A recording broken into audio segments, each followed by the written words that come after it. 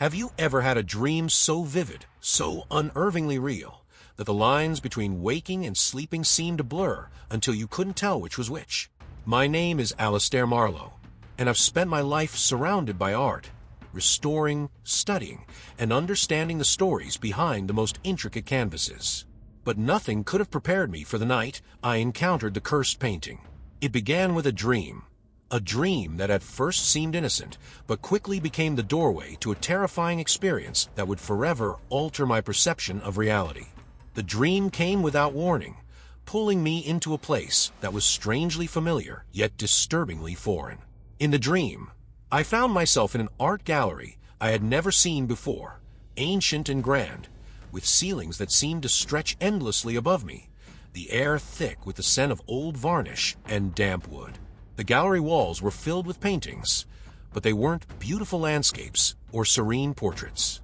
Instead, they depicted scenes of desolation, places on fire, twisted faces filled with agony, shadowy figures standing in darkened woods. I felt a chill settle over me, the kind of cold that seeps into your bones, an unnatural cold that shouldn't exist in a dream. As I took a step forward, my footsteps echoed, each sound reverberating off the hollow walls. The gallery seemed empty, yet I felt that unsettling sensation of not being alone. Eyes, countless unseen eyes, watched me from the shadows, an oppressive presence, waiting, judging. One painting in particular caught my attention, a large, ornate frame that held a darkened landscape under a blood-red sky. It was haunting, beautiful in its malevolence. But what was most unsettling was the figure standing in the distance, facing away from me. There was something familiar about it, a sense of recognition I couldn't quite place, and as I stared, the figure seemed to shift, to move, almost imperceptibly. Suddenly, I heard a whisper, soft and distant, like someone calling my name from across a great chasm. Alistair. The voice was faint, echoing in the cold air, and it sent a shiver down my spine. It was a voice I had never heard, yet deep down, it felt like I had known it my entire life. The whisper grew louder, more insistent, echoing through the gallery until it seemed to fill the entire room. My pulse quickened, and an inexplicable fear gripped me, a fear that, if I stayed here any longer, something terrible would happen, something I wouldn't be able to escape. The walls of the gallery seemed to close in, the shadows lengthening, growing darker, alive with movement. I glanced back at the painting of the red sky, and my heart skipped a beat. The figure had turned slightly, and now I could see a part of its face. It was featureless, dark, with a hollow void where eyes should have been, staring back at me, unblinking. The whispers grew louder, a chorus of voices now, echoing my name over and over. I wanted to look away, but something held me there, as if invisible hands were gripping my head, forcing me to stare at that terrible emptiness. Suddenly, a light flickered at the far end of the gallery. A door, slightly ajar, with a dim light seeping out from the crack beneath it. The whispers stopped abruptly, leaving an eerie silence, and I was overwhelmed with an inexplicable urge to go towards that door. My legs moved almost of their own accord, the cold tightening its grip on me with every step I took. I knew deep down that whatever was behind that door was waiting for me, and that opening it would mean crossing a boundary that could never be undone. Before I opened the door, I heard it, a sound so soft yet so unmistakable, a child's laughter, followed by the faint creak of a rocking chair. My heart raced, the fear now almost suffocating, as if something had wrapped itself around my chest, squeezing, not letting me breathe. I reached out, my hand trembling as I touched the cold metal of the doorknob, and the whispers returned, louder now, desperate, pleading. "Don't open it, Alistair, don't."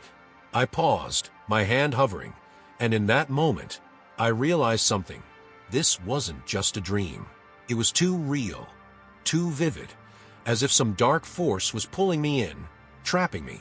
But before I could make my choice, whether to open the door or to turn and run, I woke up, drenched in sweat, my heart pounding as though I had truly faced something beyond comprehension. The whispering voices faded, but their echoes lingered, like a shadow at the back of my mind. That night was just the beginning, and as I would soon come to learn, some doors, once they appear, never truly close. And some nightmares do not end when we wake up. If you find yourself drawn to stories that tread the fine line between dream and waking terror, subscribe to this channel, leave a like, and follow me on this journey. Because this is only the beginning, and what started as a simple dream may very well be the beginning of a dark and terrible reality. It all started on a night that seemed deceptively ordinary. I had gone to bed with a lingering sense of unease, a shadow of an emotion I couldn't quite place. When I closed my eyes, I was transported into a world that was both unfamiliar and chillingly recognizable. I found myself standing in a grand but decaying mansion, its halls stretching endlessly into darkness. The air was damp and cold, filled with the acrid scent of mildew and something metallic, like rust or perhaps blood. The mansion had an aura of forgotten memories, as if it had once been vibrant, but now only ghosts remained to haunt its hollow rooms. I was in a long corridor, its walls lined with faded portraits. Each painting depicted figures with faces that were blurred or obscured, their eyes mere smudges staring out into nothingness. The carpet beneath my feet was thick, yet it felt as though I was stepping on something alive, something that shifted subtly with each step, as if writhing beneath my weight. The sound of my footsteps was swallowed by the oppressive silence, but just beyond my hearing, there was a faint rustling, like whispers echoing through the walls. I strained to listen, and though I couldn't make out any words, the tone was unmistakable, pleading, warning, desperate. I moved forward, drawn by an inexplicable force, until I reached the end of the corridor, where an archway led into a massive hall. The room was dimly lit by a chandelier, its crystals covered in grime, casting fractured beams of light that seemed more like shadows than illumination. In the center of the room stood an easel, and on it was a painting covered by a tattered, dark cloth. The sight of it filled me with dread, a chill creeping up my spine, as if something within that painting was aware of my presence, watching me even through the veil. Hesitant but compelled, I reached out and pulled the cloth away, revealing the canvas beneath. What I saw was a landscape I had never visited, but felt as though I knew intimately. A dark, twisted forest under a blood-red sky, with gnarled trees reaching out like skeletal hands. In the distance, barely visible, was a figure, a shadow, standing still, turned away from me. The longer I stared at it, the more details began to emerge. I could see the ragged edges of the figure's clothing, torn and fluttering as if caught in a breeze that did not exist. I felt a chill settle in the pit of my stomach. Something about that figure seemed profoundly wrong, a distortion of humanity that defied comprehension. Suddenly, a noise cut through the silence, a faint scraping, like nails dragging across wood. It was coming from behind me. My breath caught in my throat, and I turned slowly, my heart pounding. There, in the corner of the hall, a rocking chair moved on its own, creaking back and forth, though there was no one sitting in it. The shadows around the chair seemed to thicken, almost pulsing, as if something was trying to take form within them. I felt the hairs on my arms stand on end, a primal terror clawing at the edges of my sanity. It was then that I realized I was not alone in this place. Something was here with me, something that should not exist. The whispers returned, louder now, clearer. They were coming from the portraits in the hallway behind me, the blurred figures shifting subtly within their frames. Their mouths moved, forming words I still couldn't understand, but their intent was clear. They wanted me gone. I turned back to the painting on the easel, and my heart froze. The figure in the distance had moved. It was closer now, turned slightly, as if it had begun to notice me. The dark void where its face should have been seen to draw in the light, an abyss that promised nothing but despair. The sense of déjà vu hit me like a wave, an overwhelming certainty that I had seen all of this before, perhaps in another life, or maybe in some dark corner of my mind that I had long forgotten. The urge to flee was almost unbearable, but my feet wouldn't move, rooted to the spot by an unseen force. The scraping noise grew louder, the rocking chair moving faster, and the whispers turned into a cacophony, a maddening chorus that filled the hall, drowning out my thoughts. I wanted to wake up. I clenched my eyes shut, trying to will myself out of this nightmare. But when I opened them, I was still there, standing in front of the painting. The figure was even closer now, its arm raised, pointing directly at me. The whispers stopped all at once, leaving a silence so profound it seemed to press against my ears. And then, in that silence, I heard it, a single word, clear and unmistakable, spoken from the void within the painting. Come. A door to my left creaked open, and a dim light spilled out from within, illuminating a narrow staircase leading down into darkness. Every instinct screamed at me to run, to get away from that door, from the figure, from the whispers. But something was drawing me in, an invisible hand pushing me towards the threshold. The cold intensified, wrapping around me like a shroud, and I knew, without a doubt, that whatever lay beyond that door was waiting for me. And once I crossed that boundary, there would be no turning back. Before I could decide what to do, everything went black. When I opened my eyes again, I was still inside the mansion, but the atmosphere had shifted. The air was colder now, almost freezing, and the darkness seemed to have thickened, becoming an entity of its own that pressed against me. The grand hall where I had stood moments before was now cloaked in deep shadows, the chandelier above barely offering any light, its crystals swaying gently, as if disturbed by an unseen force. I felt an overwhelming sense of dread. Something had changed. Something sinister had awoken. I began to walk, my steps hesitant and deliberate, the sound of my footsteps muffled by the dense, oppressive silence. The mansion seemed alive, as if it were breathing slowly, and with each exhale, I could feel the walls tightening around me. The paintings that had once been mere decorations now seemed to shift and writhe in the corner of my vision. Faces that had been blurred were now slightly clearer, and their eyes, oh, those eyes, seemed to track my every movement. I avoided looking directly at them, but I knew they were watching, their hollow gazes filled with malice and something worse, a deep, hungry curiosity. As I continued down the corridor, I noticed that the paintings were changing.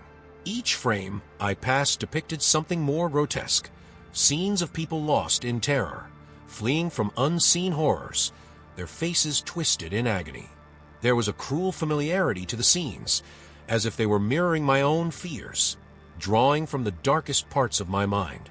I tried to ignore the growing sense of panic rising within me, but the whispers had returned, louder now, almost as if they were following me through the mansion, urging me to turn back, to leave before it was too late. Suddenly, I felt it, a presence, the unmistakable feeling of being watched, not just from the paintings, but from the darkness itself. I spun around, expecting to see someone, something, but there was only emptiness. The shadows seemed to pulse, shifting as if something just beyond my sight was moving, circling, waiting. My breath quickened, and I could hear the pounding of my heart, each beat echoing in the silence of the hall. The sense of being hunted was overwhelming, and with every step I took, I felt as if I were being herded, led to some dark and inevitable fate. I came to a door at the end of the corridor, an old, wooden door, its surface scarred and weathered. It was slightly ajar, and from within, I could see a faint glow, like candlelight flickering in the wind. My hand trembled as I reached for the handle, the whispers now a cacophony, almost drowning out my thoughts. I pushed the door open slowly, the hinges groaning in protest, and stepped inside. The room beyond was small, cluttered with old furniture covered in white sheets, and in the center stood a table with a single candle burning on it. But what caught my eye was not the candle. It was the painting that hung on the far wall. It was the same one from before, the twisted forest under the blood-red sky, but now the figure in the painting was gone. The landscape was empty, devoid of life. Only the gnarled trees and the crimson sky remained. A chill ran through me, and I felt an inexplicable sense of loss, as if something precious had been taken from me. I turned my gaze away, and that's when I saw it, a shadow moving across the wall, not cast by me or the candle, but something else entirely. The shadow stretched and twisted, taking form, and I realized with a sinking feeling that it was the figure from the painting. It was here, in the room with me, its featureless face turned towards me, though it had no eyes. My body froze, paralyzed by a terror so profound it felt as if my very soul had been seized. The shadow moved closer, its form dark and indistinct, and I could hear it, a low, rasping breath, as if it were trying to speak, but the words were lost, swallowed by the darkness. I backed away, my heart hammering, but there was nowhere to go. The door behind me had closed without a sound, and the room seemed to shrink, the walls pressing inward, the air growing colder and heavier.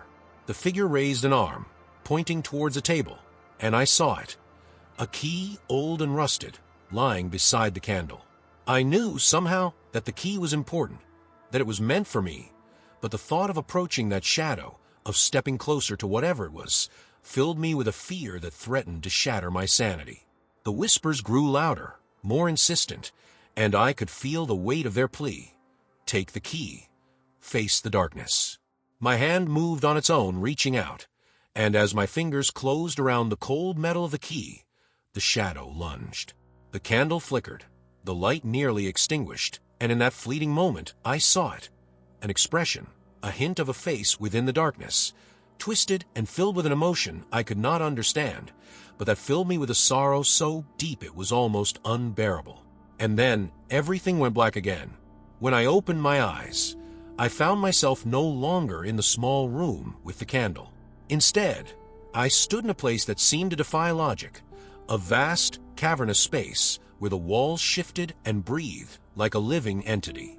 The air was heavy, filled with an unnatural chill that sank deep into my bones. I felt as though I had been transported into the very heart of the nightmare, where every corner was shrouded in an impenetrable darkness that seemed to pulse with malicious intent. In the center of this endless chamber stood a single figure, the same dark, hollow silhouette that had haunted me in the painting. Its presence filled the room, radiating a palpable sense of dread that wrapped itself around my heart, squeezing until I could barely breathe. It stood with its back to me, facing something hidden beyond the shadows, its posture unnatural, almost broken, as if it were held together by sheer willpower alone. I wanted to turn and run, but there was nowhere to go, only the oppressive blackness stretching out endlessly in every direction. My body felt heavy, my legs rooted to the ground by an unseen force, and I knew I had no choice but to approach the figure. My feet moved almost of their own accord, each step echoing with an unnatural, metallic ring that seemed to resonate within the darkness itself, as if something deep below the floor was listening.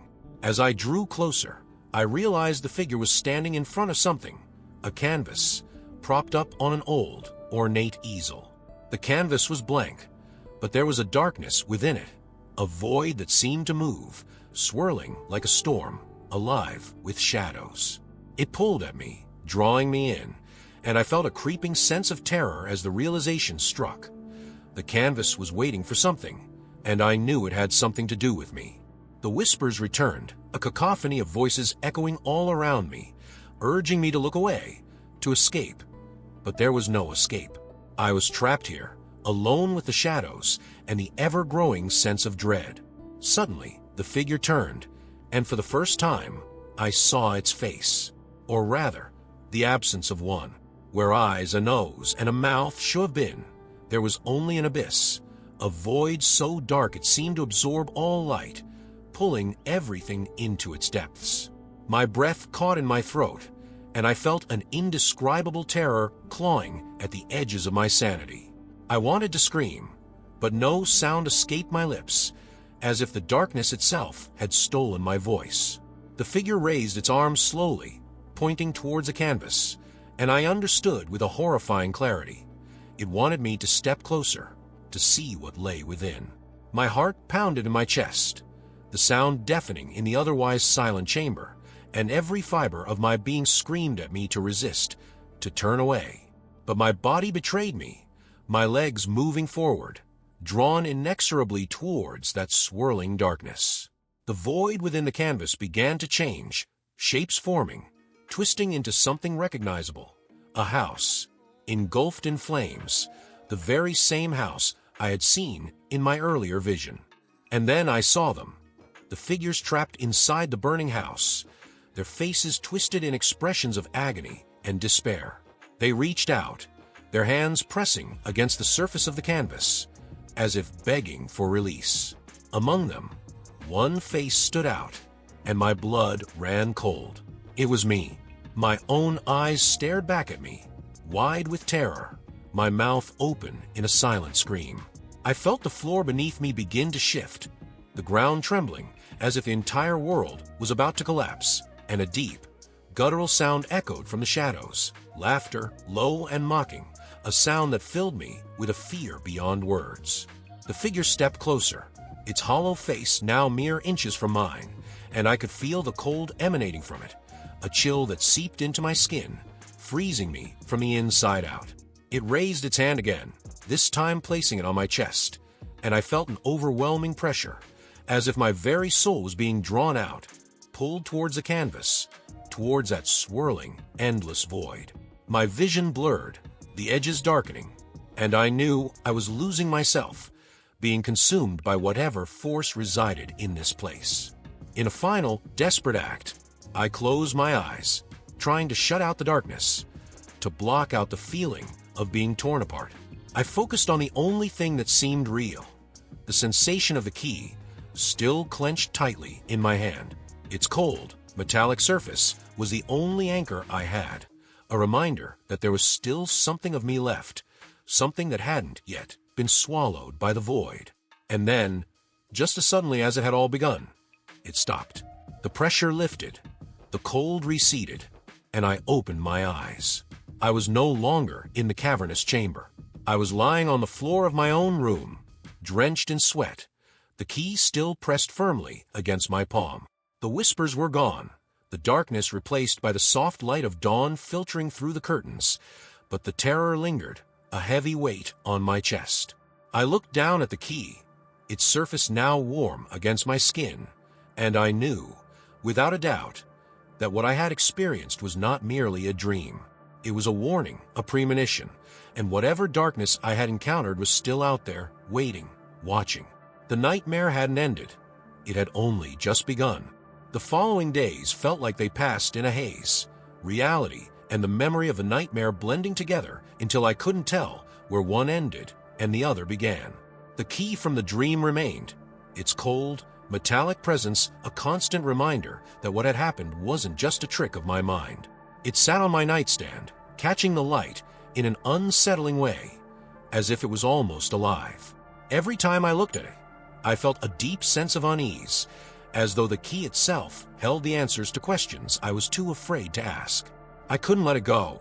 The dream, the shadowy figure, the burning house, they had become an obsession, a dark presence that clung to me like a second skin. I began researching, looking for anything that could explain what I had experienced.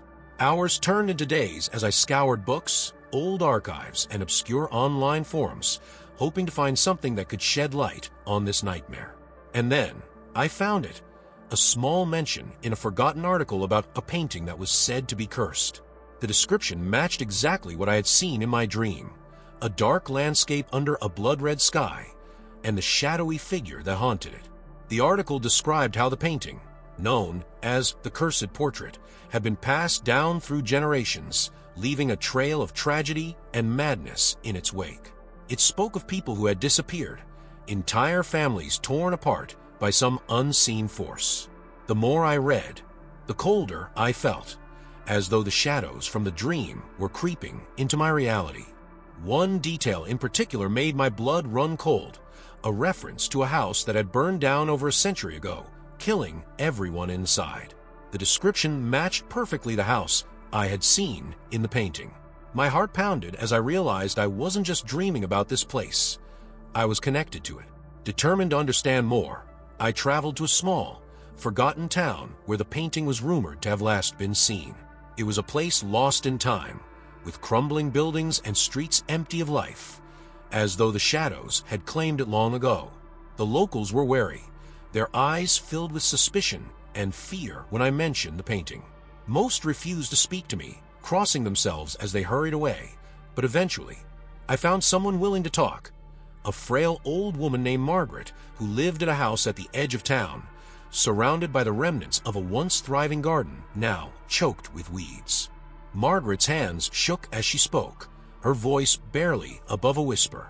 She told me about her father, who had once owned the painting. She described how, after bringing it into their home, strange things had started happening, objects moving on their own, shadows that seemed to shift and watch, and the nightmares, always the nightmares.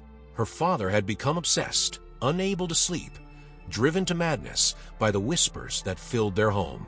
He had tried to destroy the painting, but it had disappeared before he could. Margaret looked at me with hollow eyes, her voice trembling as she said, "The painting chooses who it wants, and once it finds you, there is no escaping it." A chill ran through me, and I felt the weight of her words settle in my chest. I showed her the key, hoping she might recognize it, and her face went pale. She told me it was a key to the cellar of the old estate, the very house that had burned down.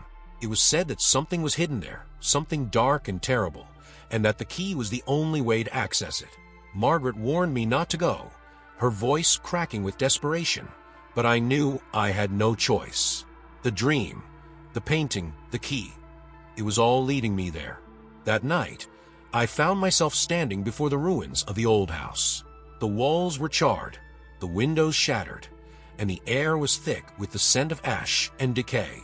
The moon hung low in the sky, casting long, eerie shadows that seemed to dance across the scorched earth. I hesitated at the entrance, the key heavy in my hand, and for a moment, I considered turning back. But the pull was too strong, the need for answers too overwhelming.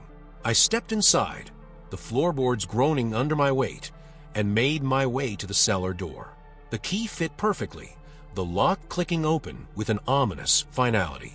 I descended the narrow stairs, the darkness swallowing me whole, the air growing colder with each step.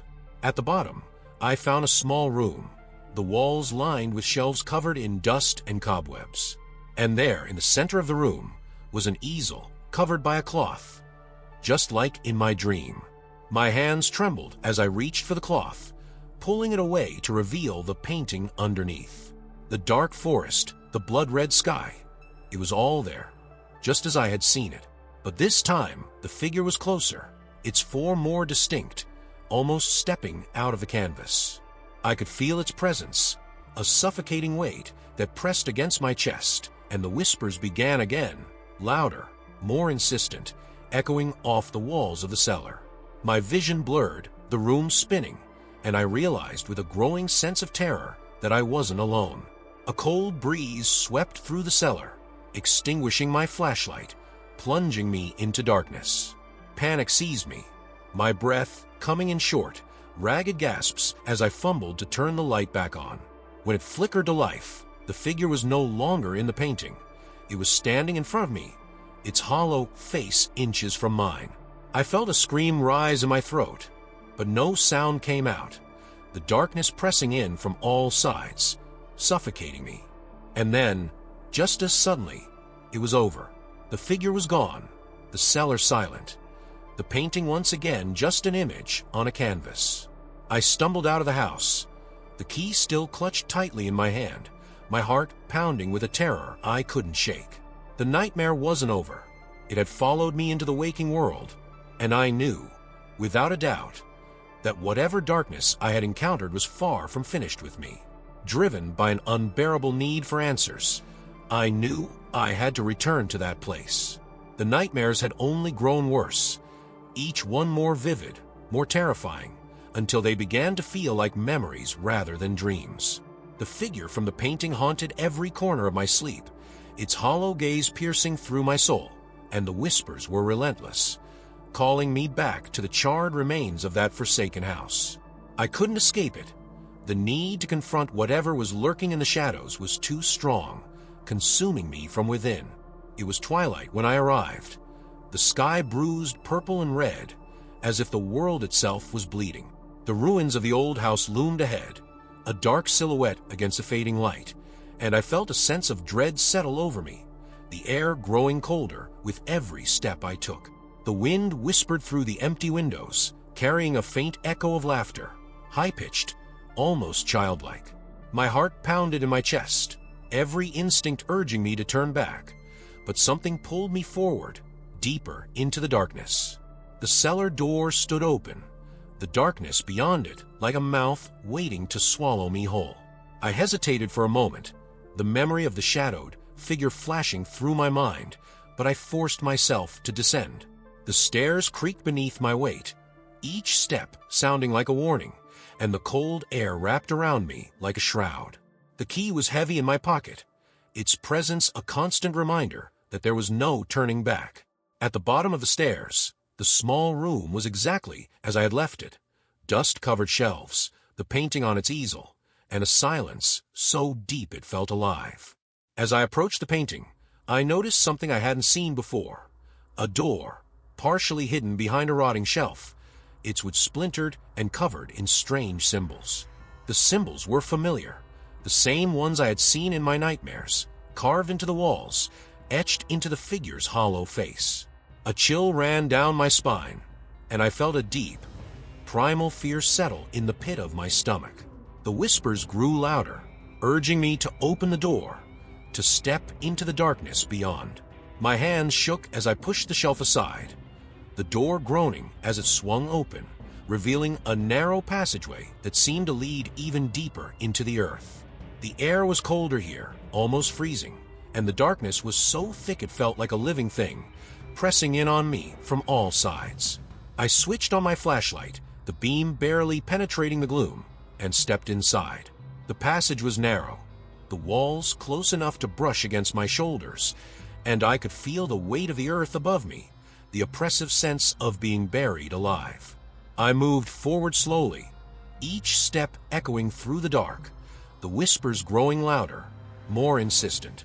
The walls were covered in more of those strange symbols, their meaning just out of reach, as if they were mocking me, taunting me with a knowledge I could never understand. The further I went, the stronger the feeling of being watched became, an unseen presence that seemed to follow me, its gaze heavy and cold. I could hear it now, a soft rustling, like fabric brushing against stone, and a faint, almost imperceptible breath, close enough to feel on the back of my neck. Suddenly, the passage opened up into a large, underground chamber, the ceiling lost in the shadows above. In the center of the room stood a stone pedestal, and on it rested an object covered by a dark cloth. My heart pounded in my chest as I approached, the whispers now a deafening roar, the air thick with a sense of foreboding. I reached out, my fingers trembling as I pulled the cloth away, revealing what lay beneath. It was a mirror, an old, ornate mirror, its surface cracked and covered in a thin layer of grime. But as I wiped away the dust, I saw something that made my blood run cold. The reflection staring back at me was not my own. It was the figure from the painting, its hollow eyes fixed on me, the void where its face should have been seeming to draw me in, pulling at the edges of my mind. I felt a wave of terror wash over me, my body frozen in place as the reflection moved, raising its hand to the glass, reaching for me. I stumbled back, my flashlight flickering, the light growing weaker as the darkness pressed in. The whispers became screams, a chorus of voices filled with anger and despair, and I knew that I had awakened something that should have remained buried. The mirror began to shake, the cracks spreading across its surface, and I felt a cold hand on my shoulder. I turned, my heart pounding, but there was nothing there, only the darkness, shifting and swirling, alive with malice. The chamber seemed to close in around me, the walls moving, the ground beneath my feet trembling. I ran, my flashlight barely illuminating the way, the passage twisting and turning, the screams echoing all around me. I could feel it behind me, the figure, its presence cold and relentless, and I knew that if I stopped, if I let it catch me, I would be lost forever, swallowed by the darkness. I burst through the cellar door, stumbling into the night, the cold air hitting me like a slap. The ruins of the house loomed around me, the shadows deep and filled with 1,000 unseen eyes, watching, waiting. I didn't stop running until I was far from that place, my breath ragged, my heart pounding, the whispers finally fading into silence. But even as I reached the safety of my car, I knew it wasn't over. The mirror, the figure, the whispers, they were still with me, lurking in the corners of my mind, waiting for the moment I let my guard down. The key was still in my pocket, its weight a reminder of what I had seen, of the darkness that I had awakened. And as I drove away, the feeling of being watched never left me, a cold presence that I knew would follow me, no matter how far I ran. The nightmare had become my reality, and there was no escaping it. The pull to return was irresistible, despite the terror I had faced in that dark chamber beneath the old house. It felt as though the shadows had left a mark on my very soul, an invisible thread that connected me to the nightmare. Days passed, each filled with a sense of dread and inevitability. The whispers came during the day now, faint echoes that seemed to drift from empty rooms, urging me to finish what I had begun. My reflection in the mirror looked hollow, my eyes sunken and tired, but I knew what I had to do. I needed to end it. It was a cold, moonless night when I found myself once again standing before the charred remains of the house. The ruins seemed more sinister in the darkness, the skeletal remains of walls casting long, jagged shadows that seemed to reach for me. The air was unnaturally still, not a whisper of wind, as if the entire world were holding its breath. I clutched the key tightly in my hand, feeling its cold metal bite into my palm, and stepped through the crumbling doorway. The darkness inside was absolute, swallowing the weak beam of my flashlight, and I felt the weight of unseen eyes on me once again. The cellar door stood open, the darkness below seeming to pulse like a living thing, and I descended the stairs with a sense of finality, each step echoing as if I were descending into the depths of the abyss itself. The underground chamber was exactly as I had left it, the mirror standing on its pedestal, the cracks on its surface seeming deeper, more jagged. The air was thick with an oppressive cold, and as I approached the mirror, I could see my breath misting in front of me, each exhale dissipating into the shadows. I stopped before the mirror, my eyes drawn to the dark reflection within. But this time, it wasn't the hollow figure staring back at me. It was myself, yet distorted, twisted. My face was gaunt, the eyes sunken, but more than that, there was a darkness behind them, a void that seemed to stretch endlessly. My reflection smirked, a grotesque smile that I did not feel on my own lips, and I knew that this was the entity, the shadow that had haunted me. It had taken my form, wearing it like a mask. Suddenly, the room grew colder, and the whispers returned, louder, more insistent, a cacophony of voices overlapping, each filled with malice. The reflection in the mirror raised its hand, pointing at something behind me, and my heart skipped a beat. Slowly, I turned, the beam of my flashlight trembling as I cast it into the dark. The walls of the chamber were shifting, the shadows deepening, and from within them, figures began to emerge, vague, dark silhouettes, their forms barely distinguishable from the darkness that birthed them. They moved slowly, deliberately, their hollow faces turned towards me, their eyes empty voids that seemed to drink in the light. My breath caught in my throat, a chill running down my spine as they drew closer, their presence suffocating, filling the air with an unbearable weight. The whispers grew louder, until they were all I could hear, drowning out my thoughts, 100 voices demanding, pleading, accusing. In desperation, I turned back to the mirror, and the reflection laughed, a low, mocking sound that seemed to vibrate through the very walls. It raised its hand again, and I understood what it wanted, the key. It wanted me to use the key on the mirror. My hand trembled as I reached into my pocket, the metal cold against my skin, and I stepped closer to the mirror, my distorted reflection watching with a twisted glee. I hesitated, every instinct screaming at me to stop, to turn back, but the whispers were relentless, the shadows pressing in on me from all sides. Slowly, I raised the key, bringing it to the surface of the mirror. The instant the metal touched the glass, a shudder ran through the entire chamber, the ground beneath my feet trembling, and a deafening roar filled the room, a sound like the earth itself was tearing apart. The mirror began to crack, the fractures spreading outwards like spiderwebs, and from within the glass, the darkness began to pour out, a thick, oily shadow that oozed from the cracks, spilling onto the floor. The figures in the room moved closer, their hollow faces turned towards a mirror, and I realized with a sickening dread that they were being drawn to it, consumed by the darkness, their forms dissolving into the inky blackness. The whispers turned into screams, anguished, desperate screams that echoed through the chamber, and I felt something cold wrap around my ankle, pulling me towards a mirror.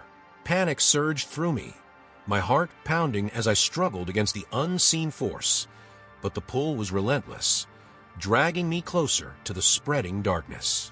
My reflection watched, its hollow eyes filled with malice, and I knew that if I allowed myself to be pulled in, I would be lost forever, another soul claimed by the shadows. With a final, desperate effort, I tore the key from the mirror, the glass shattering with an ear-splitting crash. The darkness recoiled, the figures vanishing, and I stumbled back, falling to the ground, the key slipping from my grasp. The chamber was silent once more, the oppressive cold lifting, and I looked up to see the mirror, now nothing more than a shattered frame, the darkness gone. I stood slowly, my body trembling, and picked up the key. It was warm now, almost hot, and as I held it, I felt a strange sense of calm wash over me, the whispers finally fading into silence. The shadows that had filled the chamber were gone, leaving only the empty stone walls, and I knew that whatever had been awakened was, for now, contained. But I also knew that this was not the end. The darkness had left its mark on me, a stain that could not be washed away, and as I made my way back up the stairs, the ruined house looming around me, I felt the weight of that knowledge settle in my chest. The nightmare was over, but the memory of it would haunt me forever, a reminder that there are forces in this world that should never be awakened. And as I stepped out into the cold night, the wind howling through the empty windows, I heard it, faint, almost imperceptible, the echo of a whisper, drifting through the darkness, reminding me that some doors, once opened, can never truly be closed. The days after that final confrontation fell hollow, like the world had lost some of its color. Everything around me seemed different, as if I were seeing it through a veil of shadows. I had shattered the mirror, I had escaped the darkness of the old house, but the feeling of being followed, of being watched, never left me. There was always something lurking just out of sight, a movement in the corner of my eye, a flicker in the reflection of a window. It was as if the shadows had attached themselves to me, determined to haunt every waking moment. I tried to return to my life, tried to forget the horrors I had faced, but there was no escape. The key, that cursed key, still lay on my nightstand. Every time I looked at it, a chill ran down my spine. It seemed to hum with a dark energy, a vibration I could almost hear in the stillness of my room. I thought about throwing it away, but something stopped me, a feeling that the key was still connected to me, that it held a part of me within it, and that getting rid of it would only make things worse. Then, one night, it happened. I awoke to find the room bathed in a cold, unnatural light, a pale glow that seemed to seep from the very walls. My breath caught in my throat as I realized the key was no longer on the nightstand. Instead, it was floating, hovering in the air, spinning slowly, and casting long, shifting shadows across the walls. The whispers returned, louder than ever, filling the room, and I felt that same overwhelming sense of dread I had experienced in the cellar. Slowly, the shadows on the wall began to change, taking shape. Figures emerging from the darkness, their hollow eyes fixed on me, the voids in their faces drawing in the light. My heart pounded my chest, my breath coming in ragged gasps, and I knew, without a doubt, that I was no longer alone. The figures stepped out from the walls, their forms flickering like candle flames, and I felt an icy cold wrap around me, a chill that froze me to the core. One of the figures moved closer, and I saw its face clearly. It was my own. The reflection from the mirror, twisted and dark, stared back at me, its mouth twisted into a grotesque smile. It raised its hand, pointing to the key, and I understood what it wanted. The key began to glow, the light intensifying until it was blinding, and I felt myself being pulled towards it, the force overwhelming, impossible to resist. The room spun, the walls closing in, and I felt the shadows press against me, suffocating, pulling me into the darkness. Suddenly, I was somewhere else, a place of pure blackness, the air thick and cold, and the ground beneath me soft, almost giving way under my weight. The whispers were deafening here, 1,000 voices speaking at once, all filled with despair, anger, and something far worse, an insatiable hunger. I could see nothing, but I could feel them. Figures all around me, moving closer, their hands brushing against my skin, cold and clammy, their hollow eyes burning into me. I tried to move, to run, but there was nowhere to go, and the darkness closed in, swallowing me whole. Just when I thought I would be lost forever, I heard it, a faint sound, like the ringing of a distant bell, cutting through the whispers. The darkness began to recede, the figures fading, and I found myself back in my room, lying in bed, the key once again resting on the nightstand. The whispers were gone, the figures nothing but a memory, but the fear remained, a deep, gnawing terror that refused to let go. I knew then that this was far from over. The darkness had found a way into my world, and it wasn't going to leave me alone. The key was more than just a relic of a nightmare. It was a gateway, a link between our world and whatever lay beyond, and it had chosen me. The mirror may have been shattered, but the connection remained, and as long as the key existed, the darkness would never truly be gone. Every night since, I've waited, knowing that the figures will return, that the whispers will grow louder, that the shadows will come for me again. And every morning, I wake with the key still beside me, a cold reminder that the nightmare is still very much alive. I don't know how much longer I can resist, how much longer I can fight the pull of the darkness, but I know that when it comes for me again, I will have to make a choice that will determine whether I survive or whether I become one of the shadows. So now, I turn to you, those who have been with me through this journey into darkness. What do you think lies beyond the shadows? What secrets does the key hold? And why does it continue to haunt me? If you have any theories, if you've ever faced something like this, leave a comment, share your thoughts. And please, don't forget to subscribe, because this isn't over yet. The nightmare may have begun with me, but I have a feeling it won't end here. Sometimes, the darkest doors we open refuse to close, and the nightmares we thought we escaped have a way of following us, waiting for the moment we let our guard down. And when that moment comes, when the darkness finally decides to take what it's been waiting for, will I be ready? Will any of us be ready? The shadows are still there, watching, waiting, and they're only just beginning.